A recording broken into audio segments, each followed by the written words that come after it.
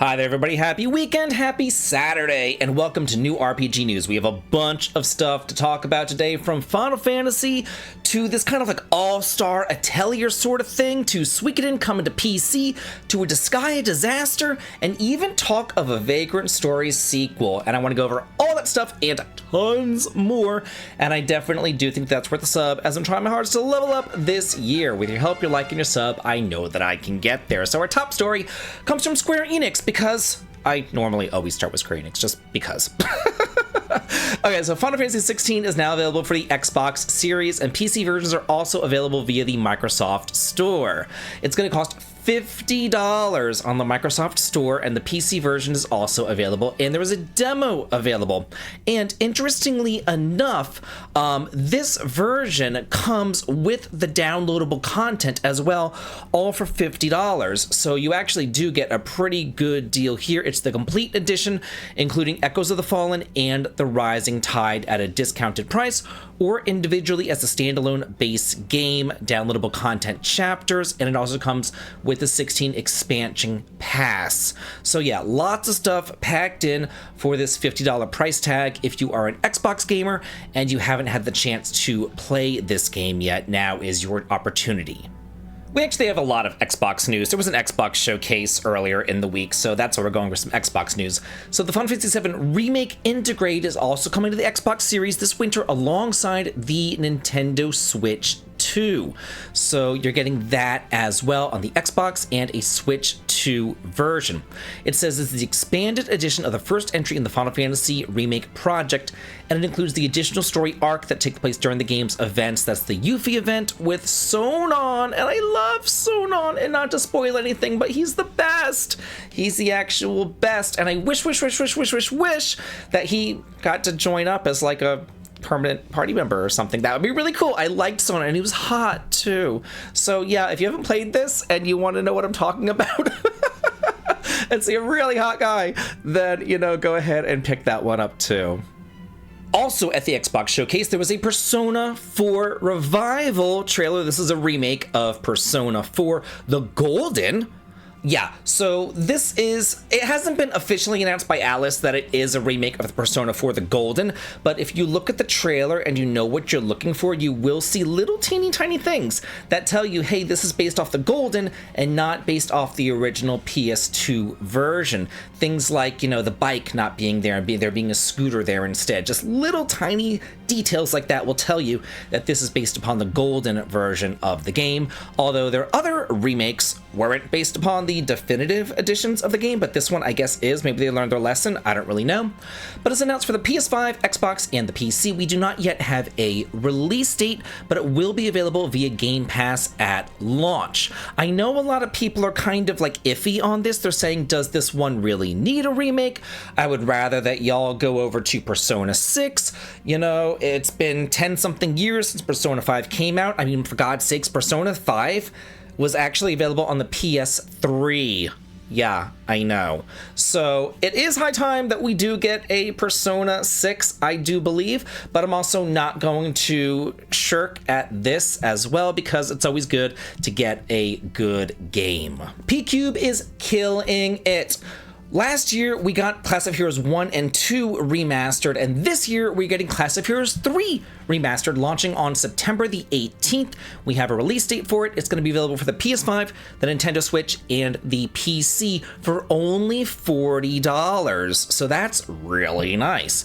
Physical pre-orders are available now, and digital pre-orders will open soon with a 10% off discount. I will show you the Amazon listing for this game as well. This is an old school themed dungeon RPG series. It first came out of the PSP, but it was Japan only. Now we're finally getting this one in English. It says, enroll in one of 3 distinct schools and join your fellow students on an epic dungeon crawling adventure. And it says, choose from one of the 3 distinct schools. Each will change your uniform, the difficulty level, and the story. So you're going to get a different story and a different difficulty level depending on which school that you choose, which is really kind of cool. The expanded relationship system lets you forge or break bonds with the fellow students in your party, and the stronger the bond, the greater the benefit. Team up with your fellow students to form a huge range of races and classes to build the best possible party of heroes to explore your dungeons with. This is like old school wizardry, Etrian Odyssey, that sort of stuff. So you're into that, be sure to check this one out. Code Vein 2 has been announced for the PS5, Xbox, and PC, due out sometime next year in 2026. We don't yet have a firm release date for it. It says, set in a future where the last remnants of humanity and reverence struggle against a world on the verge of collapse. Following a sudden emergence of a threat known as the Luna Rapaces, Revenants has succumbed to the madness, transforming into terrifying creatures called horrors. A Revenant hunter, guided by a mysterious girl, of course, it's always a mysterious girl. Why can't it ever be a mysterious boy? It's always a mysterious girl. I don't know. Named Lou. So she's named Lou, but she's a girl. Anyway, who possesses the power to travel into the past and rewrite the fate of the world. As the player, as the Revenant Hunter, will intervene in key moments of history to alter key Revenants' destinies that reveal hidden truths and information to save the future. Players will embark on a journey through a world that spans across 2 different eras, where decisions carry weight in every battle, test skills, and resolve. This features distinctive gameplay for an action RPG, where players can use blood drained from enemies to unlock a variety of powerful skills, build strategy for combat with blood cores, and use unique weapons and equipment called jails, interesting, to overcome challenging foes and epic bosses. Players can also forge bonds with powerful partner allies who fight alongside them and enhance their abilities. Each partner offers distinct skills and deep narrative connections that shape the journey. So I played Code Vein 1, and I didn't like it. It was a Souls-type game. It was super hard. It looked like something that I would like, and I loved Scarlet Nexus. I loved Scarlet Nexus. So I thought, oh, this is going to be more like that. And then I played it. I was like, ooh. So it was very, very difficult for me. So this didn't say anything about Souls. It says it's an action RPG, so hopefully it is just a regular action RPG and not a Souls, but also Revenant Hunters, vampires, that sort of thing, so I'm not holding my breath, but maybe if they put in like at least a difficulty mode selector or something, then I can play it, but I don't like games that are way too hard just for the sake of being hard. Like, I grew up on the NES. I paid my dues with hard games. I don't need them now whenever I'm old and have arthritis. Another offering from Bandai Namco and Brownies announced roguelike action game Towa and the Guardians of the Sacred Tree for the PS5, Xbox, Switch, and PC. This is due out on September the 19th. It says it's a new roguelike where bonds, blades, and bravery decide the fate for all. In a far-off mystic realm, ancient forces stir and untold dangers await. In this roguelike adventure set off in a far mystic realm, ancient forces stir and untold dangers await. Oh my god, why does it repeat itself all the time? As Towa, lead the Guardians of the Sacred Tree in forging strong relationships and powerful swords to fight Magasu's forces and determine the future of Shinju Village. Why these press releases? I swear to God, like, why do they have the exact same thing repeating themselves constantly? Like, they always do this. I'm constantly repeating myself because these stupid press releases. Okay, so Towa, a priestess of Shinju, stands united with 8 trustworthy companions to defeat Magasu. Fight alongside a fellow guardian and wield the power of the sacred sword and staff. Each guardian has his own abilities and set of swords. As the Guardians pursue their quests across different timelines and villages evolve over the years, develop unique bonds with its residents, and learn more about their customs and stories that are woven into the inner workings of the village. So it looks like there's different timelines and stuff. This one looks like a real true action RPG, not like a Souls-like, so I am here for this one. Oh, and looking up here on Amazon, it's only $30 too, so that's really cool. It's available on Amazon for $29.99 for the Nintendo Switch and the PS5 at the same price point, so that's really cool. I'll include a link below for this as well. Atelier Res Luriana, the Red Alchemist and White Guardian launches on September the 26th. There will be a PS4 version, but that's only available in Japan. Over here, we're getting it for the PS5, Switch, and PC. So I don't know why they're not giving the PS4 version, but whatever. It says, everyone who purchases either the physical or digital editions up to the first 2 weeks after release will receive the Activewear Adventuring Set for protagonist Rias and Slade, and the Adventuring Charm Set as early purchase bonuses. This takes players on a mysterious and cozy adventure alongside new protagonists Rias, an adventurer with a talent for alchemy, and Slade, a young man capable of opening entrances to dimensional paths leading to alternate dimensions. These 2 heroes will join forces in an attempt to discover the reason for the disappearance of the inhabitants of Hallfeen, while also trying to follow in the footsteps of their loved ones and restore their hometown. During the journey, they'll meet various characters who will help them, including familiar faces from the Atelier series such as Sophie, Raise Lux, Totori, and Wilbel, I don't know why the Atelier series, along with the Trail series too, they have this insistence on putting in last names, and they're always like not normal last names. They're like the most incomprehensible last names I've ever seen in my entire life, so I'm not even going to try to pronounce them. So this is not a mobile game.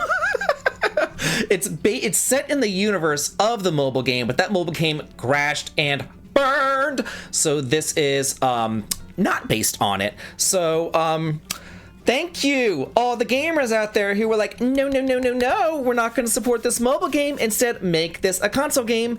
And they were kind of forced to listen. So now we're getting this as a console game. Something tells me that if their mobile game did succeed, this game right here would be also a mobile game. So just saying.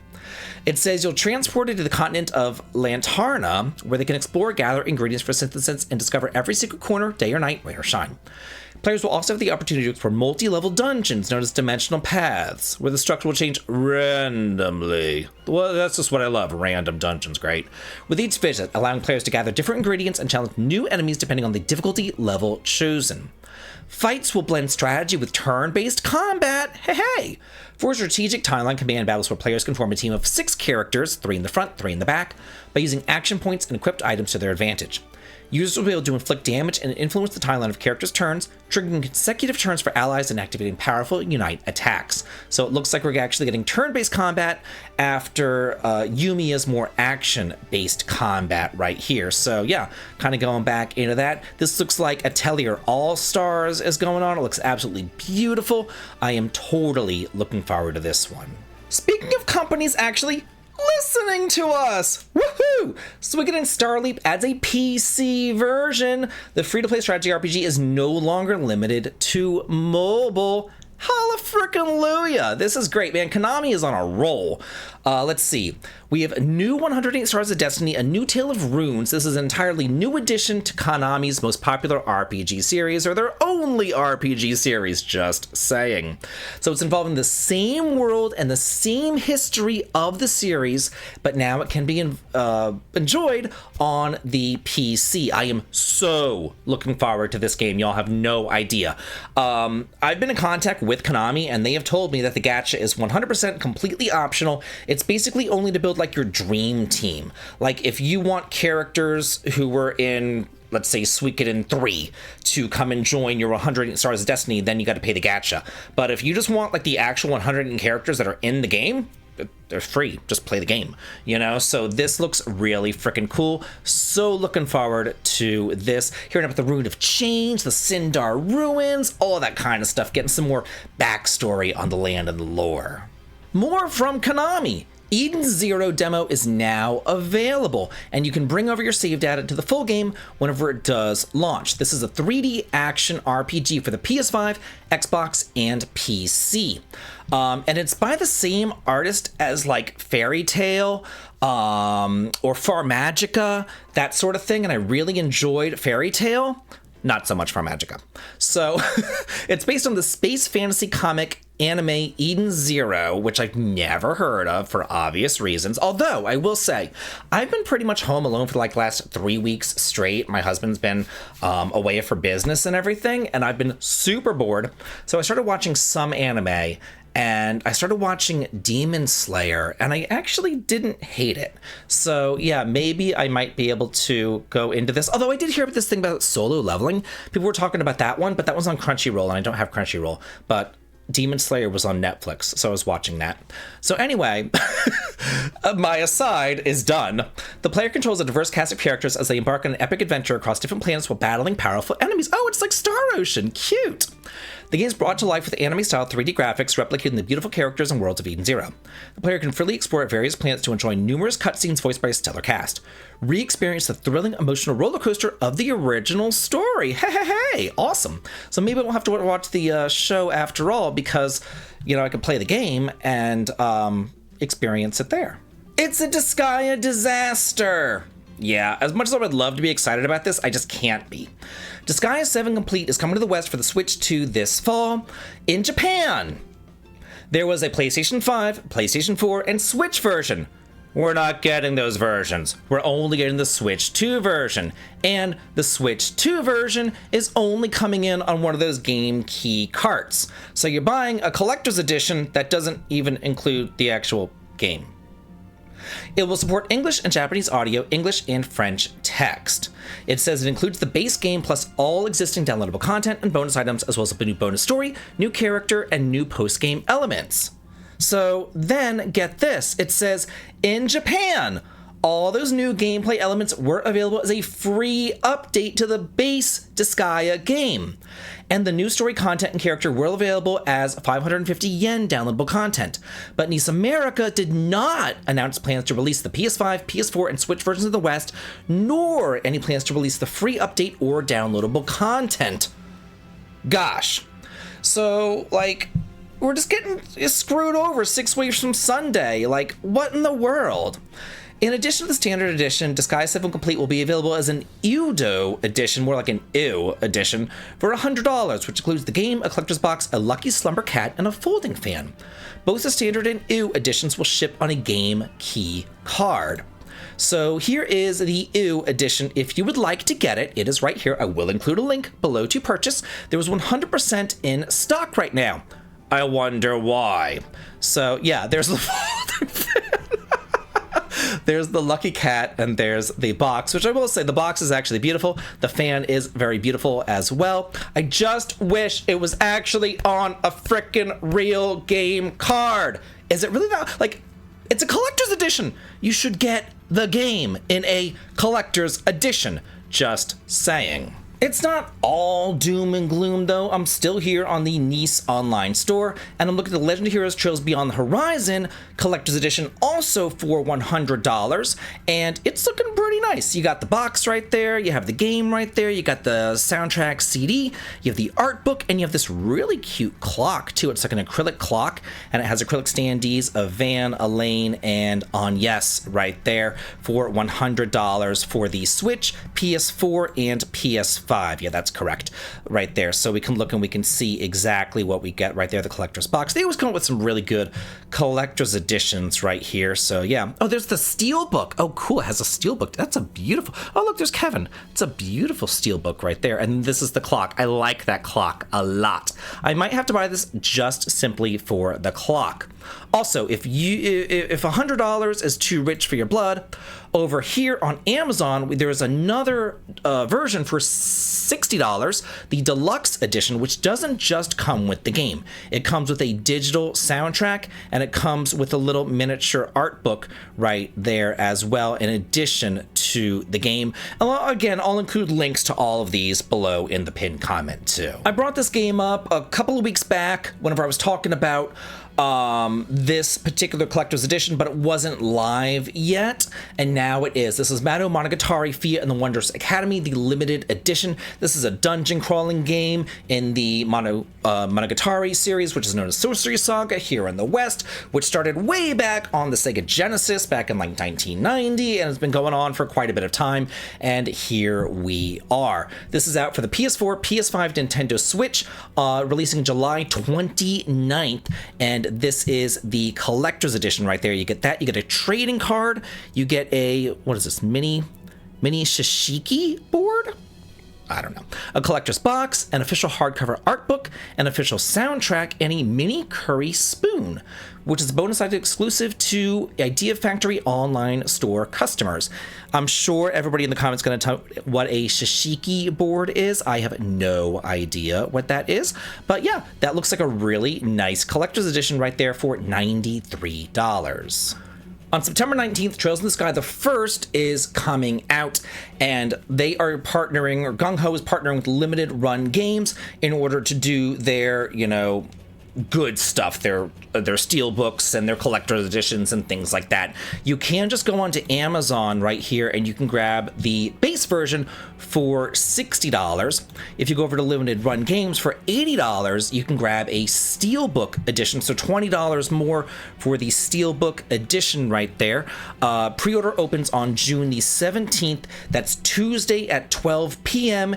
Eastern Standard Time, and all of these are going to be limited to 1,500 copies. I'm not sure if the Steelbook is going to be limited to 1,500 copies, but I can tell you right now that this Bracer Edition will be 1,500 copies. This is $180. So let's see what you get for that. You get the Bracer Edition box, early access code, you get the foil embossed slipcover, you get a liberal cloth map, you get an original mini soundtrack CD, you get an in-game costume of classic Estelle and Joshua, Trails in the Sky First Chapter art book, a Bracer Guild notebook, a steelbook, and the Whereabouts of Light wooden music box. So a lot of stuff right here, but it is pretty expensive, $180, and again, there will only be 1,500 copies of this made, and it's a pre-order only, so yeah, you need to be there at 12 o'clock noon on Tuesday,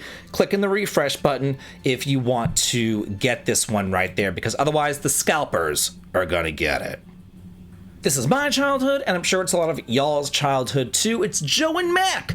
A retro collection has been announced for the PS5, Xbox, Switch, and PC due out sometime this year. This is a collection of Joe and Mac, Caveman Ninja Congo's Caper, Joe and Mac 2 Lost in the Tropics. It'll launch digitally for the PS5, Xbox, Switch, and PC via Steam, and a Kickstarter campaign is live for it. It has all three classic games from the 16-bit era, includes both the Western and uncensored Japanese versions of each title. Save states have been added to facilitate progress. You can go back in time by using the rewind feature if you made a mistake, an optional CRT filter for even more retro experiences, and the Joe and Mac Caveman Ninja and Lost in the Tropics can be played by 2 players in local cooperative mode, as well as customizable aspect ratios. I'll include a link down here to the Kickstarter, and this Kickstarter looks pretty freaking cool, if I do say so myself.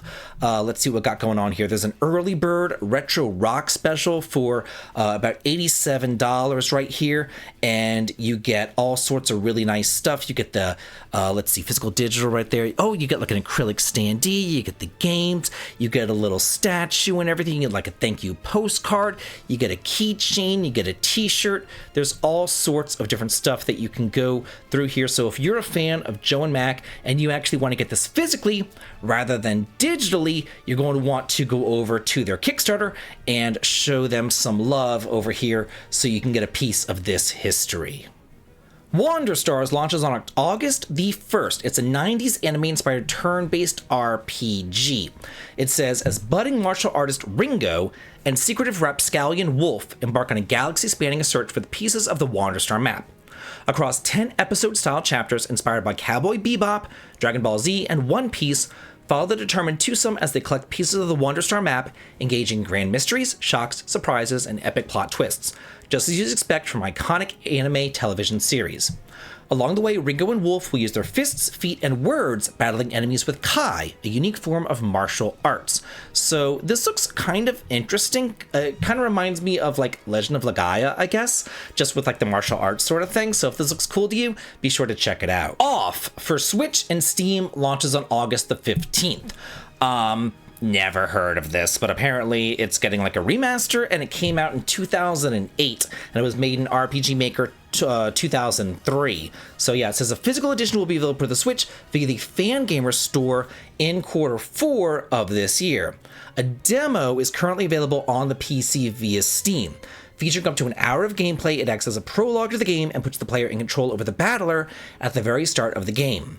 It ends with the fight against Didan, the first boss of the game. Progress made in the demo will be carried over the full game whenever it does launch. I'm the battler. I've been entrusted with a sacred mission. One of the most influential... What? Okay, if you say so. One of the most influential RPGs of the last 20 years is finally coming to Steam? I've never heard of this game. How, can I just make a random RPG that no one's ever heard of and just say, this is one of the most influential games that's ever made? Take control of the battler as he seeks to purify an uncanny and hopeless world that's haunted by specters, guided by a cryptic, grinning cat called the Judge. So, yeah. Action RPG Nicktoons and the Dice of Destiny has been announced for the PS5, Xbox, Switch, and PC, due out this fall. Journey across Nickelodeon-inspired fantasy lands on a grand quest inspired by tabletop RPGs and Nicktoons and the Dice of Destiny. Slash, bash, and cast spells and strategize your way to victory against a variety of enemies in fast-paced and fluid action RPG combat. Upgrade your weapons and master new abilities in solo play and local co-op for up to 4 players. The reveal trailer teased some of the mighty heroes from the Nickelodeon universe players will be able to choose from the adventure, including the legendary SpongeBob SquarePants. A new extended gameplay video was also released today, offering a first in-depth look at the game's action and showcasing some of the Friendly Fries cook abilities. Attack from afar with a bubble blast, restore health using a pretty patty, and transform into the Goofy Goober to deal massive damage. I know I'm gonna get a lot of hate for this right now, but I've never in my life seen a single solitary episode of SpongeBob SquarePants. I looked it up to see what to see when it came out because I didn't even know. It came out in 1999. I was a senior in high school in 1999, so I don't know what you want from me. I'm not watching cartoons for 6-year-olds then. Now, this is something that I did watch, and I watched a lot of it. Real-time strategy game Game of Thrones War for Westeros has been announced for the PC. I loved Game of Thrones. Chaos reigns in ruthless free-for-all battles where trust is fleeting and power is everything. Command the great houses in epic real-time strategy battles, forge strategic alliances, or weave deceit against your rivals. Lead the armies of House Stark, House Lannisters, and House Targaryen, or raise an army of the dead as the Night King himself.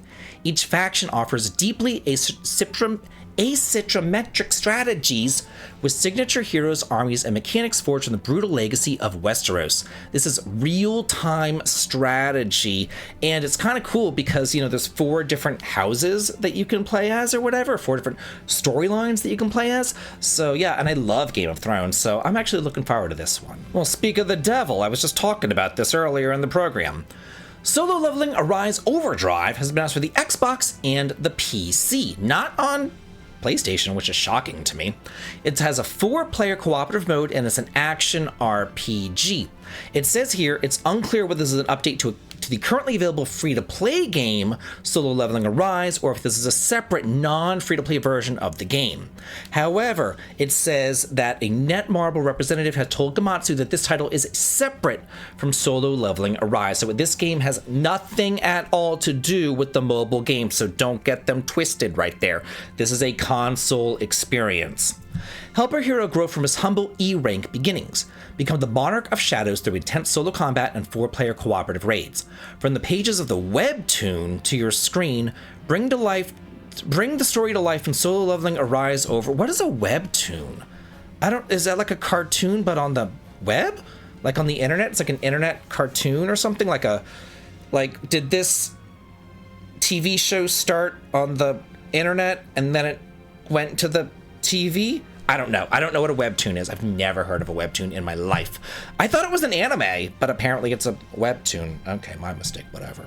And in our final story of the day, kind of a depressing story, but a story nonetheless that I think that needs to be told. Sometimes you get sequel announcements in strange ways. Sometimes you get smacked down and denied your sequel announcements in very strange ways as well. And why is there a cat doing a little jig on my screen up top? Okay, that's okay. Odd. The cat has now gone away. So anyway, I'm on Twitter. It says, how it feels to be a fan of a game that has no hope of getting a sequel or any sort of continuation. This guy comments, that's Vagrant story for me. Yasumi Matsuno was too busy enjoying life. Can't say I blame him. Still would like a sequel though. Then Yasumi Matsuno responds to this. Yeah, I know. Thank you for being a fan for so many years. The game is complete with that. It was a product of its time, as it was a PlayStation 1 game. These days, there are many great action games, such as Elden Ring. Isn't that enough? As Lao Tzu said, he who knows enough will be rich. This means that if you're aware of being satisfied with everything, you'll be mentally enriched and live a happy life. Back then, you found a game that you loved. Isn't that enough? Let's leave those wonderful memories as they are and find a new game to love. Thank you.